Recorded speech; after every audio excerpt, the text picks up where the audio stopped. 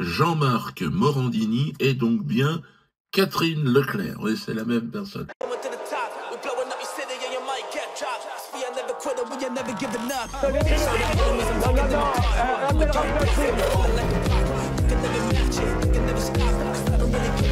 Vous fumez, monsieur? Le football, il a changé. Oui, peut-être. Ouais, c'est Lolo de la Mousse, bienvenue aujourd'hui pour une nouvelle vidéo et j'espère que tout le monde va bien. Messieurs, dames, aujourd'hui on va parler du futur de Cyril Hanouna, on va parler de Dieudonné qui dit les termes sur Jean-Marc Morandini, on va parler de Bob Sinclair et de bien d'autres sujets encore. Avant de partir pour cette nouvelle vidéo, c'est le moment de soutenir la chaîne et moi-même en mettant votre plus gros pouce bleu, votre meilleur commentaire, on n'oublie pas de s'abonner et d'activer la cloche pour pas rater les prochaines vidéos. On fait de même sur la chaîne principale, la chaîne Mousse, où hier je vous ai sorti le premier épisode sur Julien Bert, n'hésitez pas à aller voir ça. Le lien est en description. On me rejoint sur Instagram, sur TikTok, sur Twitch pour pas rater les lives du dimanche soir à 21h30. Et maintenant que tout ça est fait, on va chercher à boire, moi j'en suis à l'aise. Et moi je m'occupe du reste. On va commencer cette vidéo par un économiste et conseiller pour une grosse entreprise de trading qui dit les termes sur l'État français. Et ça, franchement, ça fait du bien. J'ai quand même oublié de dire son nom, il s'appelle Marc Touati.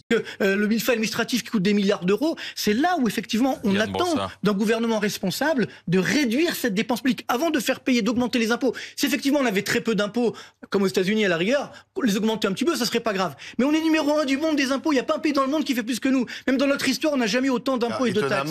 On augmente les impôts. Si on les augmente encore, ça sera une catastrophe. Donc par contre, il faut réduire les dépenses.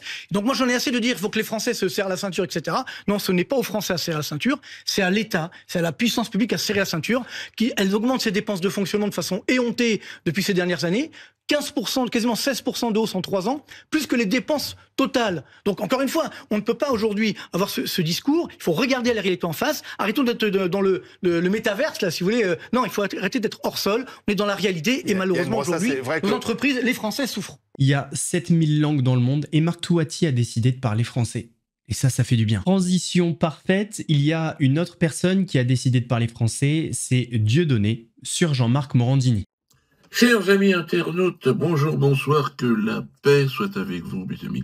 Jean-Marc Morandini est donc bien Catherine Leclerc, oui, c'est la même personne, condamnée à 18 mois d'emprisonnement avec sursis et 50 000 € d'amende pour harcèlement sexuel et travail dissimulé. Donc Morandini, on le savait, était poursuivi pour avoir encouragé des comédiens âgés entre 19 et 26 ans. Alors non, il y en avait qui avaient 15 et 16 ans. À s'exhiber nu en vidéo, ils lui ont envoyé ces vidéos. Une pseudo-directrice de casting, donc Catherine Leclerc, qui n'était autre que Jean-Marc Morandini, excuse-moi, je rigole, sous pseudo, avait adressé donc des courriels pour demander à ces jeunes gens, avec beaucoup d'insistance, d'envoyer des vidéos de nus, le pubis rasé, et de préférence se masturber avec éjaculation pendant la vidéo. Selon les enquêteurs, le personnage totalement fictif de Catherine Leclerc constituait une figure maternelle et sécurisante, inspirant confiance.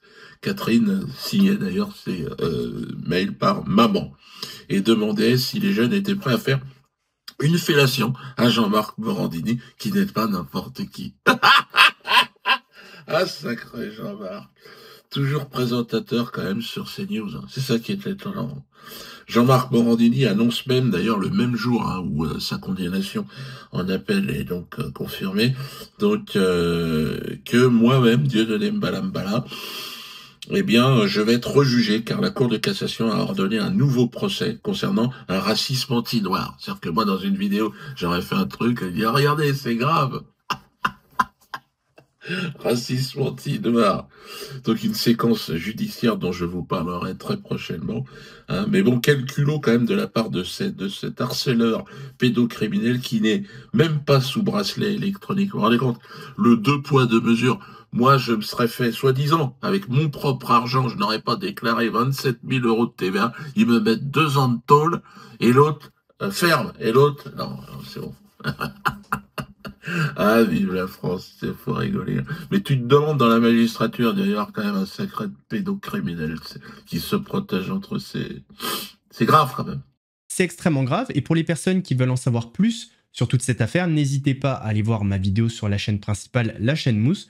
J'avais fait une grosse vidéo il y a quelques mois sur toute l'affaire Morandini. Allez, c'est cadeau, je vous mets le lien en description. On va parler maintenant de Bob Sinclair, le célèbre DJ français, qui s'affiche depuis quelques semaines avec un visage transformé, comme s'il avait fait de la chirurgie esthétique. Ah, je crois que j'ai besoin de toi, là, je tiens un truc. Viens, viens,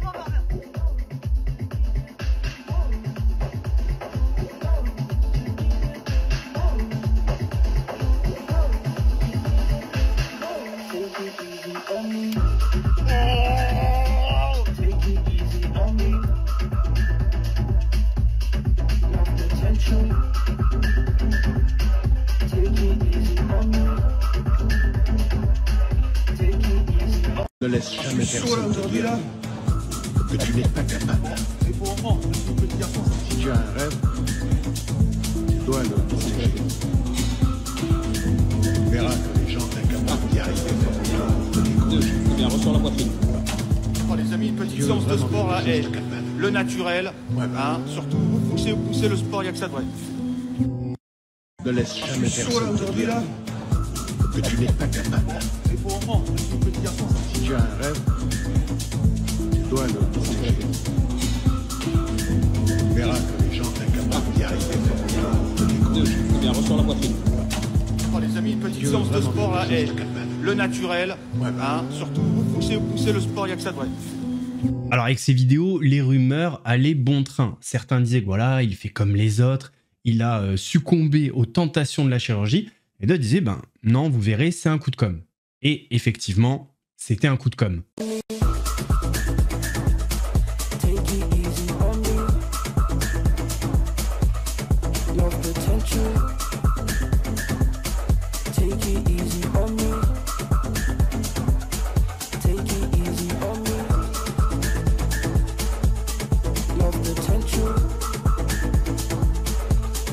Dans son nouveau clip Take It Easy on Me, Bob Sinclair révèle toute la vérité. C'était que du maquillage, des artifices pour faire croire qu'il avait eu recours à la chirurgie esthétique. Voilà les fans, vous pouvez être rassurés, Bob Sinclair ne fait pas partie de la tribu des Bogdanov, paix à leurs âmes.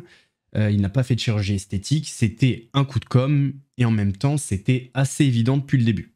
Mais bon, on va parler maintenant de Aurore Bergé, la ministre française déléguée chargée de l'égalité entre les hommes et les femmes et de la lutte contre les discriminations, qui est visée par une enquête judiciaire pour faux témoignages. Madame la ministre, quel est votre lien au lobby des crèches privées lucratifs? Parce que là aussi, beaucoup d'observateurs évoquent, on va dire, des liens ambigu, peut-être controversé avec le lobby des crèches privées lucratives. Nous savons que vous échangez régulièrement avec Madame Elsa Hervy, qui est la déléguée générale de la Fédération française des entreprises de crèches, donc le lobby des crèches privées lucratives. Et nous avons même appris dans la presse un message que vous avez envoyé à votre directrice de cabinet, évoquant Madame Elsa Hervy. Je cite votre message, « C'est surtout une copine, smiley avec un sourire, elle sera très aidante avec moi ». Alors Madame la Ministre, est-ce que vous pouvez nous dire précisément en quoi la lobbyiste des crèches privées lucratives a été très aidante avec vous et nous dire quelle a été en tant que ministre la contrepartie à cette aide du lobby des crèches privées? Je n'échange pas régulièrement, je n'ai pas d'amitié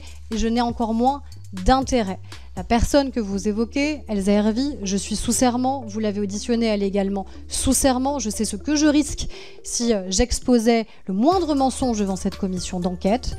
Donc je le redis sous serment pour que ce soit clair, je n'ai jamais de ma vie rencontré Elsa Hervy dans un cadre personnel et intime. Alors peut-être vous pouvez me dire que ce message est faux, qu'il n'a pas existé et que les journalistes de Mediapart inventent. Vous m'avez parlé de votre agenda et de vos rencontres ou non-rencontres avec Elsa Hervy, alors merci de ces précisions. Mais moi ma question c'était sur elle est très aidante. Est-ce que vous pouvez me dire à quoi vous faisiez référence dans ce message? Et enfin je crois avoir répondu et clairement, je n'ai pas d'amitié, je n'ai pas d'acquaintance, je n'ai pas de relation personnelle, encore une fois avec aucune personne d'aucun lobby.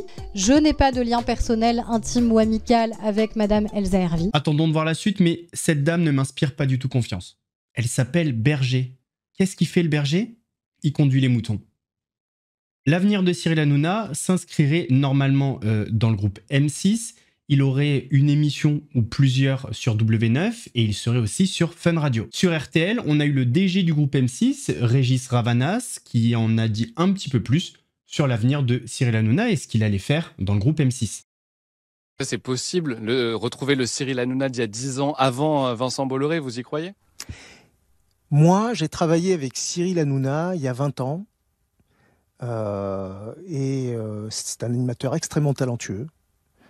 Et ce Cyril-là, je suis sûr qu'il est toujours le Cyril d'aujourd'hui. Les gens ne changent pas. Voilà, je suis sûr qu'on peut très bien développer de très bons divertissements avec Cyril. Et donc en changeant d'actionnaire, changer de position?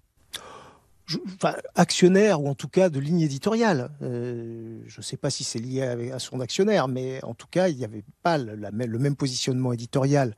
Il n'y a pas aujourd'hui le même positionnement éditorial sur ces antennes que celui que nous souhaitons aujourd'hui sur les antennes du groupe M6. Honnêtement, je suis assez curieux de voir Cyril Hanouna revenir dans un format seulement de divertissement, donc plus de sujets sociétaux, plus de politique, plus d'actualité. Même si j'oublie pas tout ce qui a été fait avant, je regarderai un petit peu au début, voir ce que ça donne. Comme vous le savez, Candace Owens devait faire des révélations fracassantes sur le couple Macron et notamment Brigitte Macron. Alors, elle l'a fait et ça va se faire en plusieurs épisodes. Et là, le premier épisode est sorti hier. Il y avait plus de 130 000 personnes en simultané parce qu'elle a fait ça en live. Et voici un petit extrait. That there is this strange case of what happens to every journalist who tries to touch the story. First and foremost, Isabella Ferreira, I think I mentioned this on a past episode. She was one of the Jean Gilets, the yellow vest people who began prodding into the story as an independent journalist, happened upon some huge information pertaining to the relationship of Emmanuel Macron and Brigitte. But then she was found dead. She was found dead floating in a river. And her friends said that she didn't kill herself, but the media said she most definitely did, that she must have slipped and fell after she took a lot of pills. So that kind of stuff happens, I guess. Then there is Natasha Ray, who the media has been lying on, attempting to ruin her entire life. She has cancer. She was an independent journalist. This is the one that Brigitte Macron notoriously sued. And similarly to what they sent him a letter, was not over the substance of the claim that Brigitte Macron was born a biological male, but rather pertaining to errors of misspeak when she spoke to Amandine Roy, who was similarly sued for invasion of privacy. Okay. And then there's one man still left standing, and that is Xavier Poussard. Xavier Poussard is the person that I am so honored to introduce to you guys on Monday. He is the journalist who has been diligently working on this, whose work I am repeating. Really, I feel blessed that he even selected me to be able to bring this to the public, that he trusted me with this story. Xavier Poussard has been working on this for 8 years and has given up everything, including his home country of residence, because, well, how did they come after Xavier Poussard? They looked into his finances, found who was funding his publication, and decided that it would be a really good time to go through a 2-year audit. One of the government's preferred ways of harassing someone is getting the IRS out there and finding the crime in any way possible. And so Xavier Poussard was dropped from the people that were investing in him. He had to move his family. His mother's house was searched just to scare them and to intimidate them and to let them know that they are watching them. And to this day, Xavier Poussard, the man who originally dropped the 6-part series, exposing the fact that Brigitte Macron was lying about her identity, has never been sued for defamation because his work has been thorough. And he has now brought me up to date on his work, and I will be just as thorough in this assessment, you guys. Apparemment, le deuxième épisode sera le 3 février. Alors vous connaissez Pascal Praud, s'il ne parle pas des Français et Françaises d'origine étrangère, notamment maghrébine ou africaine, pendant une semaine, il explose. Et là, il a profité du Nouvel An chinois pour faire passer quelques messages. Je voulais vous parler ce matin du Nouvel An asiatique qui fut célébré mercredi dans le monde entier, mais aussi en France. Pas de voitures brûlées, pas de rodéo, pas de kalachnikov. Parmi ces Français d'origine asiatique qui sont nés en France, il faut évoquer ceux dont les parents sont arrivés du Vietnam. Le Vietnam est une ex-colonie française. Elle est devenue indépendante après 2 guerres. Le Vietnam n'utilise pas la rente mémorielle. Le Vietnam se développe. Les Vietnamiens qui sont sur le sol de France arrivent d'un autre continent et d'une culture différente. Il y a eu en France plusieurs vagues de migrants vietnamiens. Ceux qui ont quitté le Vietnam avec les colons français, ceux qui sont partis en 1975 avec les Américains, puis les boat people qui ont fui le régime communiste. Le rapprochement familial, le regroupement familial a permis à beaucoup de Vietnamiens de rejoindre Paris.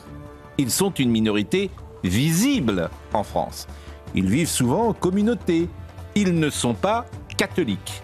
Ils pratiquent le culte des ancêtres et le bouddhisme. Les enfants sont éduqués, ils s'intègrent, ils respectent et les lois de la République et leur culture d'origine.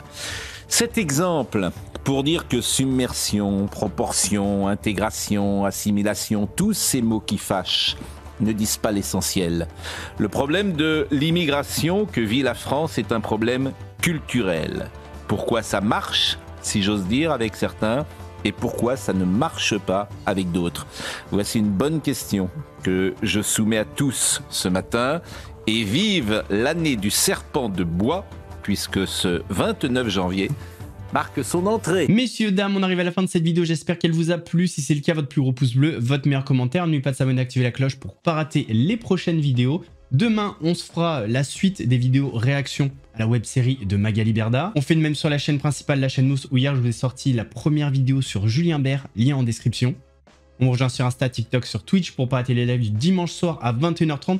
C'est donc demain, soyez présents et nombreux. Nous, on se donne rendez-vous donc demain 18h pour la vidéo réac. En attendant, prenez soin de vous. Lolo de la Mousse vous salue.